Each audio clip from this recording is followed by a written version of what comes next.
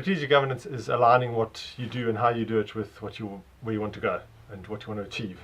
And any governance structure needs to be adaptable and flexible so that it doesn't create a rigid tick the box mentality when you look at governance. So governance is the vehicle you create, or you govern the vehicle that you want to use to achieve your goal. So you'd have a different looking vehicle if you wanted to go from one city to another city and you've got a highway, versus going from where you are now to the center of Africa where you have no highways and where you have no infrastructure to get you there. So depending on what your strategy is and where you want to go and what you want to achieve and be known for in the market, that determines actually the kind of infrastructure or the kind of vehicle you build to get where you want to go. Strategic governance is not a set of checklists. It's not doing everything in your final report so that it looks nice and glossy, and so that it's not creating reports that you're creating just for the people who read the reports. It's not pushing a set of papers around. It's not trying to do what someone else is doing in your organization, especially if it's a very different organization. It's also not just getting people on board who just, as I said, want to check the boxes. So it's not overly legal, it's not overly financial. It's about taking into account all the different stakeholders in a business, seeing who needs to be taken into account, whose interests you are guarding.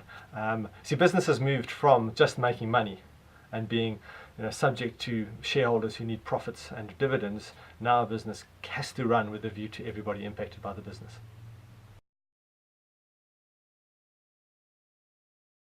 What would normally happen, or what would often happen, is you'd have personality-driven meetings. So people would just merely assent to what the dominant person, be they the CEO, be they the chairperson, or anyone else in the business. So they would simply just say, almost a bunch of yes men and women. Often they would also be very unrepresentative. So they would be typically, without being negative about accountants and lawyers, but they would typically be overly accounting orientated and overly legal orientated. What you're seeing moving in business today is your CEO figure is moving from being a purely financial person to being a generalist. Someone who's not just good with the numbers, but also good with taking other people or other stakeholders into account. It would be meetings that would be overly formal, where there's not much interaction between parties.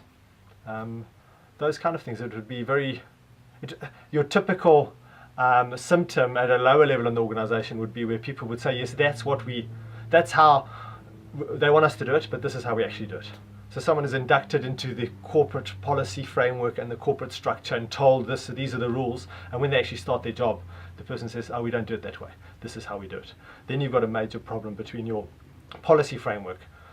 Policies are the primary tool of governors in a business. That's how they create the space for people to know what to do, the limits, the edges of what people need to do. And so when that policy framework doesn't actually enable people to do what they must do, then there's a problem.